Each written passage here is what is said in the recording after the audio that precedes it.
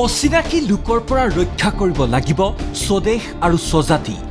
অস্তিত্ব ৰক্ষাৰ যুঁজাৰ বিকল্প নাই অসমীয়াৰ।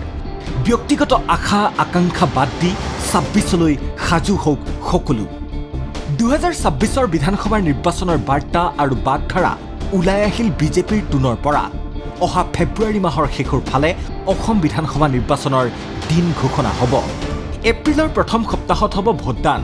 এই যুঁজত জয়ী হৈ একেৰাহে তৃতীয়বাৰলৈ দিছপুৰৰ মসনদ দখল কৰিবৰ বাবে কাৰ্যনিৰ্বাহক সভাত বিজেপিৰ বাগধাৰা সাজু কৰি তোলা হ'ল কি বিষয়লৈ বিজেপি যাব জনতাৰ কাষলৈ। বিজেপিৰ কেইবাগৰাকীও ৰাষ্ট্ৰীয় নেতা তথা সাংগঠনিক সাধাৰণ সম্পাদক BL সন্তোষৰ উপস্থিতিত অনুষ্ঠিত কাৰ্যনিৰ্বাহক সভাত বিজেপিৰ সিদ্ধান্ত, সভ্যতা ৰক্ষাৰ যুঁজ অবিৰত আৰু অবিচলভাৱে চলিব লাগিব। এই চিন্তাক প্ৰতিগৰাকী কাৰ্যকৰ্তাক মনত সংস্থাপিত কৰি নিৰ্বাচনত অৱতীৰ্ণ হোৱাৰ আহ্বান দলটোৰ সাংগঠনিক সাধাৰণ সম্পাদকৰ। সমান্তৰালকৈ মনত ৰাখিব লাগিব বিকাশক, অৰ্থাৎ বিকাশ আৰু অস্তিত্ব ৰক্ষাই হ'ব নিৰ্বাচনী মন্ত্ৰ। এই বৈঠকতে দলৰ নেতা কৰ্মীক মাৰ্গদৰ্শন দি মুখ্যমন্ত্ৰীৰ স্পষ্ট বাৰ্তা, ছাদুল্লাৰ হাতৰ পৰা বৰদলৈ কাঢ়ি অনা ক্ষমতা ঘূৰি যাবলৈ দিব নোৱাৰি। সেইবাবেই প্ৰতিগৰাকী অসমীয়াই যুঁজিব লাগিব। মৰিশালীৰ পৰা কোনো সাংসদ বিধায়ক হ'ব নোৱাৰে। গতিকে সকলোৱে ২০২৬ৰ বাবে সংকল্প লওক স্বজাতি আৰু স্বদেশ ৰক্ষাৰ। অন্যথা কংগ্ৰেছে বৰদলৈ কাঢ়ি অনা মুখ্যমন্ত্ৰীৰ আসন ঘূৰাই দিব অচিনাকিক। আমাক এটা কলংকিত জীৱন লাগে নে আমাক এটা সুৰক্ষিত জীৱন লাগে?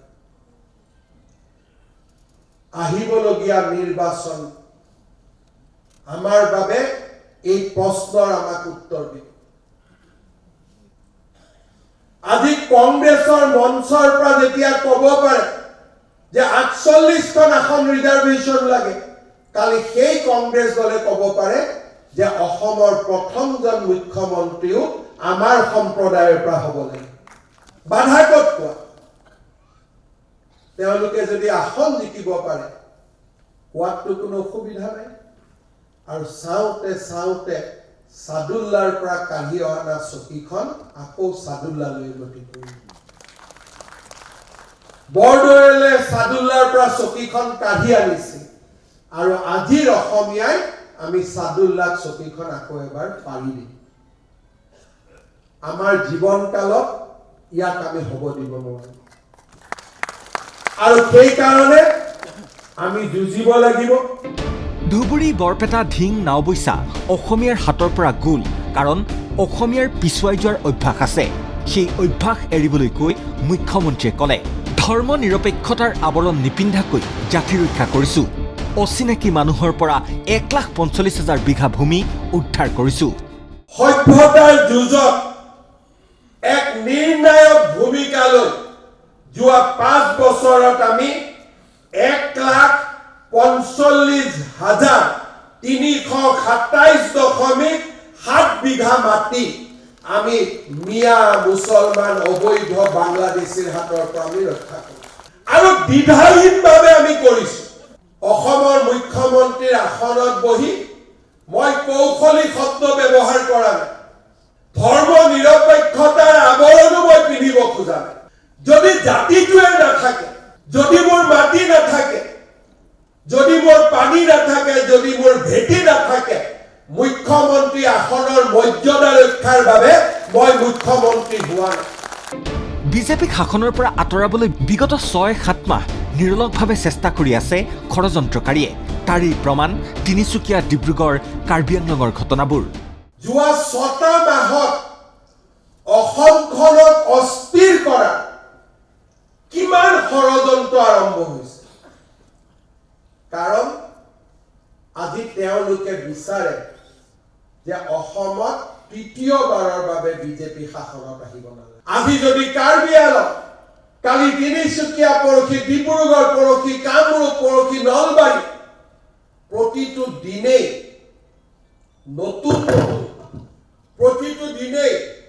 নতুন একোটা সমস্যা আৰু তেখেতসকলৰ নেতৃত্বতে আজি আমাক দুৰ্বল কৰা এক অদ্ভুত ষড়যন্ত্ৰ চলিছে।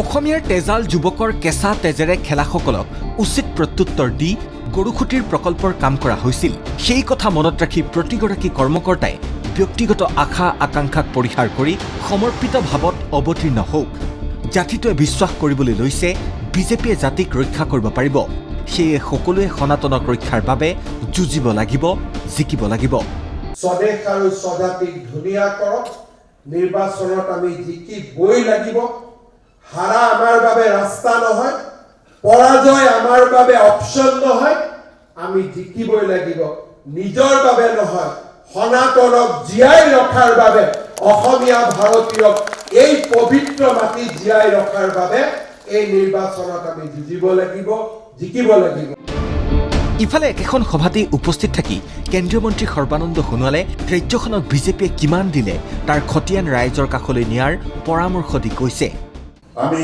যেতিয়া নিৰ্বাচনলৈ গৈছিলোঁ এটা শ্লোগান লৈ গৈছিলোঁ মনত আছে আমাৰ অসম আমাৰ মাটি আমাৰ অধিকাৰ আমাৰ অসম আমাৰ মাটি আমাৰ অধিকাৰ আৰু সেই শ্লোগান লৈ যেতিয়া আমি গৈছিলোঁ ৰাইজে আমাক সুধিছিল আমি তেতিয়া কৈছিলোঁ যে আমি চৰকাৰ গঠন কৰিলে খিলঞ্জীয়া মানুহৰ হাজাৰ হাজাৰ মানুহৰ হাতত মাটিৰ পট্টা নাই গতিকে তেখেতসকলৰ হাতত পট্টা তুলি দি পেলাই তাৰ অধিকাৰ সাব্যস্ত কৰাৰ শক্তি প্ৰদান কৰিব লাগিব পৰৱৰ্তী সময়ত ব্ৰহ্ম কমিশ্যন হ'ল আৰু সেই সময়ৰ পৰাই নৰেন্দ্ৰ মোদী ডাঙৰীয়াৰ নিৰ্দেশত মাটিৰ পট্টা বিতৰণ কৰা হ'ল সেইটো 2016 পৰা 2021 প্ৰায় 3,24,000 মাটিৰ পট্টা বিতৰণ কৰা হৈছে খিলঞ্জীয়া লোকক আৰু বৰ্তমান বসুন্ধৰাৰ যোগেদি আৰু বহু লক্ষ্য ইতিমধ্যে ডক্টৰ হিমন্ত বিশ্ব শৰ্মা ডাঙৰীয়াৰ নেতৃত্বত মাটিৰ পট্টা আমাৰ খিলঞ্জীয়া ভূমিপুত্ৰৰ হাতত তুলি দিয়া হৈছে ভাষণ প্ৰসংগত প্ৰাক্তন মুখ্যমন্ত্ৰীগৰাকীয়ে কৈছে ৰাইজ বিজেপিৰ লগত জয় আমাৰ কিন্তু অত্যুৎসাহী কোনো নহ'ব খোৱা কামোৰা